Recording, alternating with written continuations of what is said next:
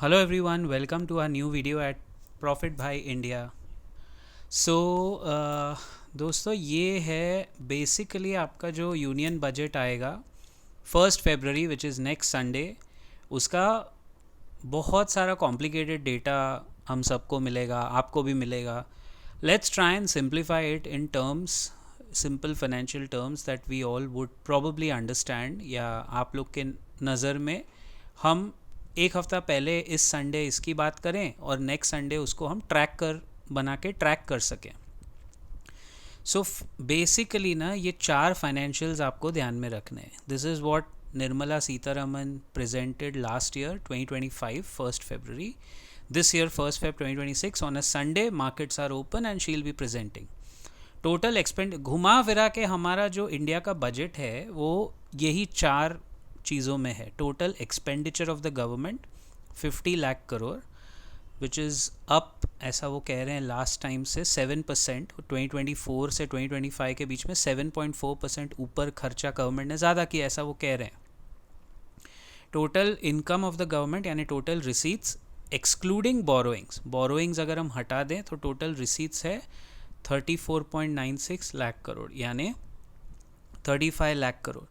तो कितना फ़र्क पड़ा? 15 लाख करोड़। ये जो 15 लाख करोड़ का बोरोइंग है, ये जो डिफरेंस है 50 लाख करोड़ का खर्चा और टोटल इनकम सरकार का 35 लाख करोड़, ये बीच का जो 15 लाख है ना, यही है आपका फिस्कल डेफिसिट जो सरकार एक्सटर्नल मार्केट से बोरो करती है और उस हिसाब से इसको पूरा करने की कोशिश करती है। घुमा फिरा के 15 लाख करोड़ के डेफिसिट में हम हमेशा चलती है अपनी सरकार, एंड विच इज़ गुड। अगर मैं compare to global fiscal deficit देखूँ, सो 4.4% ऑफ जीडीपी है हमारा fiscal deficit, which is down from 4.8%। और कोविड के टाइम थोड़ा हम बोरो ज़्यादा कर सकते थे लेकिन हमने नहीं किया। सो फिस्कल कंसोलिडेशन लेवल पे our economy as per fiscal deficit global standards काफ़ी बेटर है compare to the other big economies. Problem GDP में नहीं है, जीडीपी तो हमारा $4 ट्रिलियन है। प्रॉब्लम है पर कैपिटा जीडीपी में जो बढ़ नहीं रहा है ना, इसीलिए वो प्रॉब्लम है। बहुत इत्मीनान से मैं आपको समझाने की कोशिश कर रहा हूँ कि फोर्थ लार्जेस्ट इकोनॉमी ठीक है, लेकिन हमारा पॉपुलेशन इतना ज़्यादा है कि फोकस शुड बी कि जो लीस्ट कॉमन डिनोमिनेटर है, नीचे के तबके का आदमी जो साल का शायद 1 लाख या 1.5 लाख कमा रहा है पूरे साल का, उसका इनकम कैसे डबल किया जाए। And last point is capital expenditure capex, जो हर साल हम चेक करते हैं। ये सब आप इस बार भी चेक करना, ओके। संडे 1 फेब को केपेक्स है सरकार का 11 lakh crore which is 3% of GDP, which is quite less compare to the other countries. ये कम से कम 5 या 6% जीडीपी यानी इसका डबल हो सकता है, लेकिन सरकार के पास पैसे आएंगे कहाँ से? अभी तो टैक्स भी उन्होंने, इनकम टैक्स में भी आपको माफ़ी दे दी, लेकिन वो अलग स्टोरी है। इनकम टैक्स लेजिट लोग कितने उस ब्रैकेट में आते हैं वो अलग, वो कहानी पूरी अलग है, उसको जाने दो। ये चार चीज़ें से हम स्टार्ट करते हैं। Where does the government earn from? रुपये आता कहाँ से है? This is taken from the Indian Express, as you can see the source. This is union budget 2025। So borrowings and other liabilities से सरकार सबसे ज़्यादा कमाती है पैसा बोरो करके, 24%। ये फिस्कल डेफिसिट हमारा अभी तो 4.4% है। They can actually go up to 5%। I think वो थोड़ा लेवरेज और ले सकती है सरकार, वो हमें इस बजट में पता चलेगा, क्योंकि अभी रुपी जो है हमारा रुपया वो 91.9 ऑलमोस्ट हो गया है। तो अब हमें असली पता चलेगा कि सरकार कैसे ये बजट बना के हैंडल करती है। देखो यार, बजट हम सब अपने घर का बनाते हैं, महीना निकालना है, वैसे सरकार को भी पूरा साल निकालना है।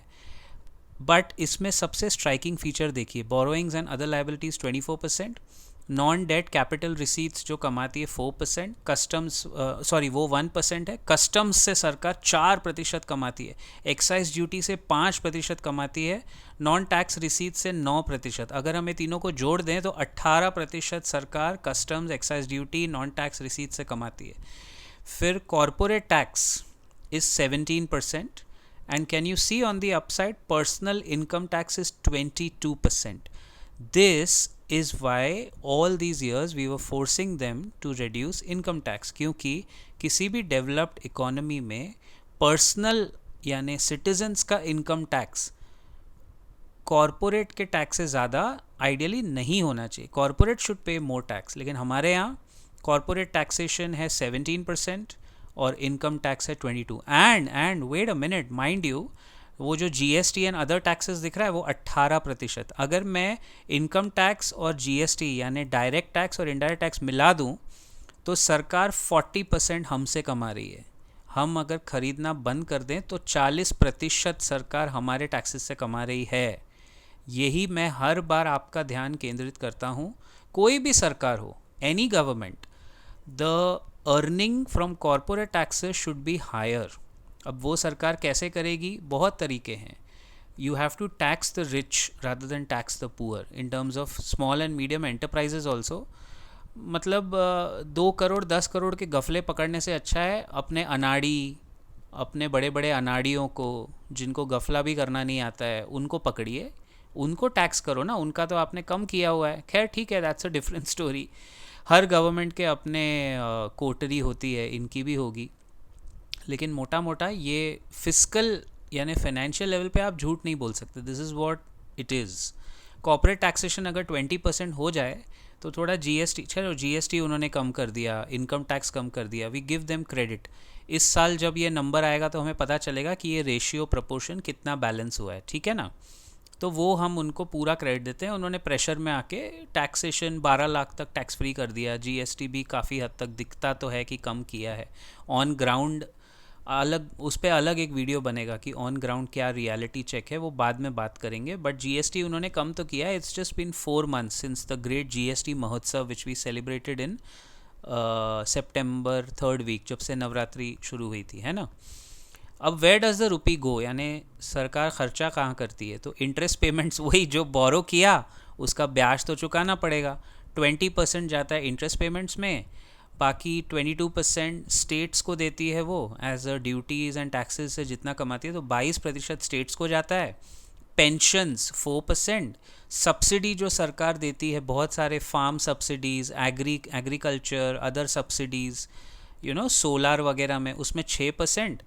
ये अदर एक्सपेंडिचर 8% जो है ना, यही है ग्रे एरिया. ये समझ नहीं आता और ये मैंने कोशिश नहीं की है फाइंड आउट करने की, but I will wait for this year's budget. ये अदर एक्सपेंडिचर क्या है? मिसलेनियस बना के आप उसमें कुछ भी डाल दोगे ना. अदर एक्सपेंडिचर 8%, जो समझ में नहीं आए other expense, miscellaneous expense. Anyway, centrally sponsored schemes में वो जो जैसे मिड डे मील होते हैं जो बहुत ज़रूरी है, वो सरकार करती है. 80 करोड़ जनता को राशन पानी फ्री का बांटती है सरकार, वो सब इसमें आएगा. Finance commission and other transfers 8%. Defence बहुत ज़रूरी है, 8% उसमें जाना भी चाहिए कायदे से. डिफेंस बजट हमारा 8% है, वो अभी भी they can go up to 10% in defence. अब देखिए, जैसे मैं कह रहा हूँ डिफेंस में ये सब एक्सपेंडिचर है. सो डिफेंस में करीब 5 लाख करोड़ का खर्चा है. This is all. वो जो 11 लाख करोड़ आपने देखा था ना पहले स्लाइड में कि सरकार जो केपेक्स करती है, ये उसका ब्रेकअप है पूरा का पूरा. 11 लाख करोड़ का capital expenditure is very good और वो बढ़ रहा है. लेकिन एक टाइम पे सरकार इंफ्रा में ज़्यादा खर्चा होता था और बाकी चीज़ों में कम होता था. अभी डिफेंस बजट हमारा बहुत बढ़ गया है, जिस वजह से आप देखो डिफेंस के स्टॉक्स भी चल गए. फिर वो ऑपरेशन सिंदूर हुआ तो वो स्टॉक्स और ऊपर निकल गए. देन सेकेंड बिगेस्ट खर्चा of the government is rural development, which is good.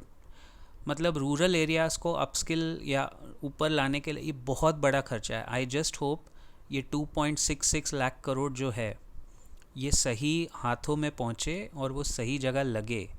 Then home affairs में 2.33 लाख करोड़.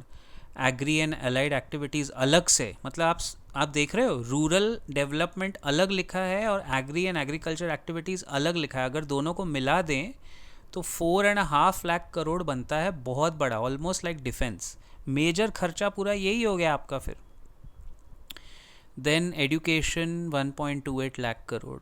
मतलब ये सरकारी जो स्कूल्स चलते हैं, बाकी चीज़ें. हेल्थ पे 1 लाख करोड़ है. अर्बन डेवलपमेंट, पता नहीं वो पैसा अर्बन डेवलपमेंट का कहाँ जा रहा है.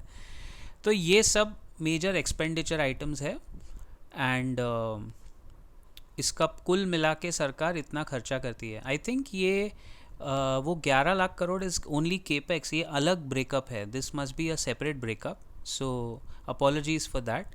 वो जो ब्रेकअप है that is proper capital expenditure, वो अलग है सरकार का। वो इंफ्रा, उसमें सबसे बड़ा पुश इंफ्रास्ट्रक्चर में आता है। यहाँ आप देखेंगे तो एनर्जी सेक्टर अभी भी कम है, 81,000 crore. Commerce and industry 65,000 crore. अब सोशल वेलफेयर क्या है उसका ब्रेकअप आपको शायद मास्टर डॉक्यूमेंट में एनेक्स्चर में मिलेगा। आईटी और टेलीकॉम में भी 1 लाख करोड़ है। गॉड नोज इनका आईटी टेलीकॉम एक्सपेंडिचर कहाँ जाता है, पर मेजर आईटी कंपनीज तो सब प्राइवेट है, सरकारी आईटी कंपनी तो कोई है नहीं। एंड प्राइवेट आईटी कंपनी सरकार के भरोसे तो बैठेंगे नहीं। If somebody knows, you can enlighten me in the comments कि ये जो आईटी एंड टेलीकॉम का telecom I can understand, telecom मैं समझ सकता हूँ, पूरा गवर्नमेंट रेगुलेटेड है, लेकिन आईटी क्यों लिखा है? मतलब आईटी में सरकार का कोई रोल ही नहीं है। They don't have the brains and they no government has the wherewithal to do IT in India. It's a private job, it's not. कहाँ जा रहा है वो खर्चा?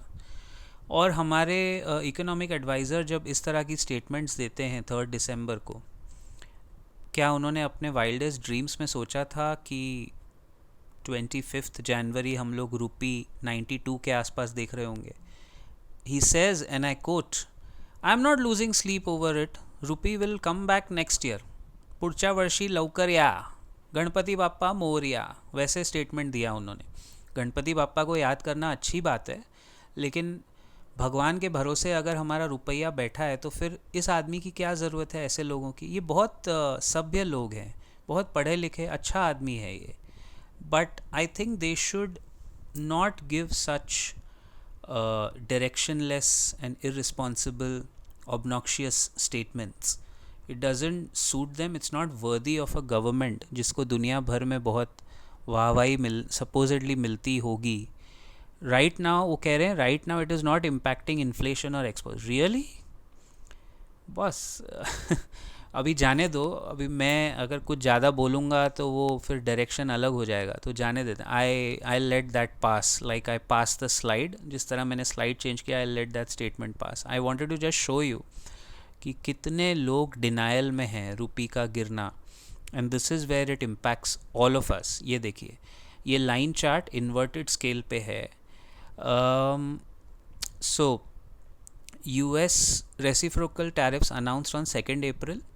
रुपी उस वक्त तक 85 पे था। Can you believe it? 2 अप्रैल, आप देख सकते हो लेवल ऑफ द रुपी। 84 से लेके 92 की जर्नी हमने 1 मई से लेके 92 तक, 1 जनवरी ऑलमोस्ट, सॉरी 21 जनवरी, यानी मोटा मोटा 8 महीने में 8 रुपया हम नीचे गिरे। That is the worst 8 months ever for the rupee. आप सीधा देखो ना, और कॉन्स्टेंटली मई के बाद देखो हम कॉन्स्टेंटली गिरते जा रहे हैं। सो यहाँ आपको जो ऊपर दिखता हुआ कर्व है, बिकॉज इट्स, मैंने कहा ना, इन्वर्टेड स्केल। ये डॉलर रुपी है ना, तो डॉलर जो मजबूत हुआ है रुपी के खिलाफ, ये वो स्केल दिखा रहा हूँ मैं। और बीच में RBI ने सिर्फ एक बार इंटरवीन किया दिसंबर में। Can you see that? RBI interventions के बाद रुपी 91 पॉइंट समथिंग से गिर के 89.5 तक ऑलमोस्ट आया, 1.5 रुपया बचाया। फिर क्या हुआ? छोड़ दिया रुपये को, फिर ऊपर चला गया। और उसके बीच में नवंबर में, just look at what happened, India's trade deficit hit a record high. Trade deficit यानी उस पर्टिकुलर मंथ में हमने वो लेवल देखा कि एक्सपोर्ट्स और इम्पोर्ट्स के बीच का जो गैप है, इम्पोर्ट हमारे ज़्यादा हो रहे हैं, एक्सपोर्ट कम हो रहे हैं। वैसे भी वही होता है, बट वो गैप पूरा हाईएस्ट हो गया ट्रेड डेफिसिट का। सो गाइज़, ये बहुत चिंताजनक स्थिति है। Rupee has been down 2.3% only in the 3-4 weeks of January. सिर्फ जनवरी में हम 2.3% गिरे हैं, और उसके अलावा 5% फॉल हुआ है 2025 में। टोटल कुल मिला के 7 to 8% रुपी डेप्रिशिएट हुआ है 8 महीने में। So every year the rupee depreciates against the dollar by 3.5%। पिछले 25 साल में INR has depreciated against the dollar. कोई भी सरकार हो, कोई भी हो, 25-30 साल में कोई इसको रोक नहीं पाया है।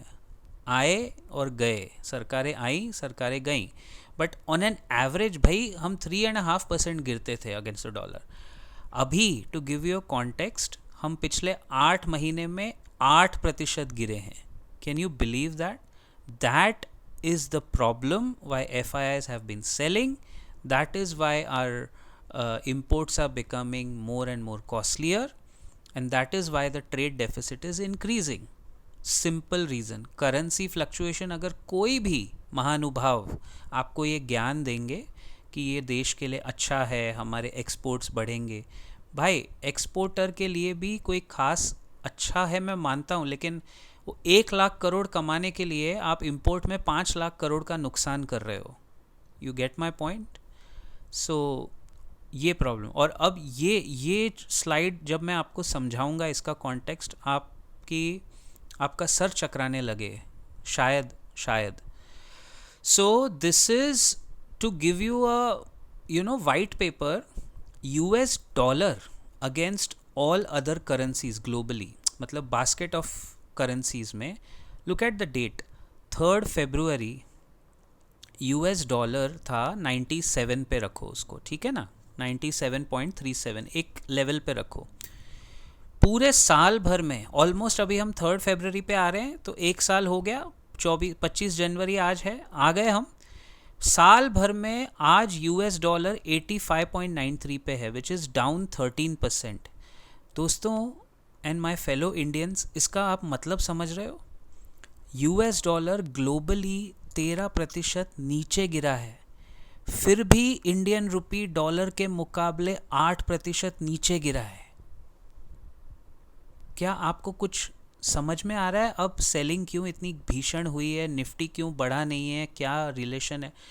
भाई ग्लोबली जब से ट्रंप ने टैरिफ लगाए हैं और उसके बाद कंटिन्यूसली डॉलर का value against other currencies like euro, pound और दूसरी करेंसीज़ के खिलाफ डॉलर कमज़ोर हुआ है, लेकिन फिर भी हमारा रुपया खड़ा नहीं हो पाया. कमज़ोर डॉलर में हम उसमें भी हार रहे हैं. 13% द डॉलर इज़ डाउन यार, और हमारा रुपया उसमें और 8% आग में घी डालने का काम कर रहा है. This is very unprecedented. It has never happened in any Indian government before. मैं किसी का पक्षपात नहीं करूँगा. सब all politicians are friends after 8 PM. That's all I can say. मैं देख चुका हूँ ये बेकार की भक्ति करने का कोई मतलब नहीं है. आप अपना पेट देखो. जब किसी को नौकरी की ज़रूरत होती है ना, कोई पॉलिटिशियन आके आपको नौकरी नहीं दिलाएगा, और ये आपके सामने कच्चा चिट्ठा है हमारे सारे लोगों का. भाई सरकारें पहले भी आई है गई है, किसी की भी हो, कोई भी पार्टी हो, लेकिन इस तरह रुपये की बेइज्जती कभी नहीं हुई है internationally. What we are seeing now, and this is where we are. This is what I was telling you कि लास्ट ईयर आप देखेंगे तो 84 मई में वो दिख रहा है आपको, 84, 86, 87 से मई में हम स्ट्रॉन्ग थे. 84 पे काफ़ी स्ट्रॉन्ग था रुपया. ऐसा क्या है कि हम 84 से सीधा 91.68 आ गए? This is absolutely threatening for our stability as a currency for INR. ये बहुत बहुत बहुत चैलेंजिंग सिचुएशन है, और इसी वजह से निफ्टी पे प्रेशर आता है. ये तो गनीमत है, बच गए हम लोग कि क्रूड ऑयल का भाव ग्लोबली कम है. मैंने लास्ट टाइम भी एक वीडियो में कहा था आप लोग को, अगर ऐसे गिरते रुपये में क्रूड ऑयल जो अभी $65 पर बैरल है, ब्रेंट क्रूड, अगर वो 80 या $85 पर बैरल होता तो गई भैंस पानी में, वो टाइम आ जाता अपना. समझ रहे हो आप? वो कहावत जो आपने बचपन में अपने बड़ों से सुनी होगी, मतलब चारों खाने चित होने के कगार पे थे हम. बताओ गाइस, कोई सेंस है इस बात का? अब क्या करना चाहिए? RBI बोलता है मैं इंटरवीन नहीं करूँगा. हमारे chief economic adviser to the finance ministry कहते हैं I am not losing sleep over the rupee. अबे तुझे क्यों, तेरी नींद क्यों हराम होएगी? तेरा खर्चा तो पूरा सरकार उठाती है, यानी हम टैक्स पेयर उठाते हैं. उनकी सैलरी, उनके घर, उनका रहन सहन वो तो हम उठाते हैं, और ये लोगों के बच्चे तो सब बाहर अब्रॉड में पढ़ते हैं. तो इसकी नींद क्यों जाएगी? नींद तो हम जैसे इन्वेस्टर्स की ख़राब होएगी ना जब ऐसे सब चीज़ें होती.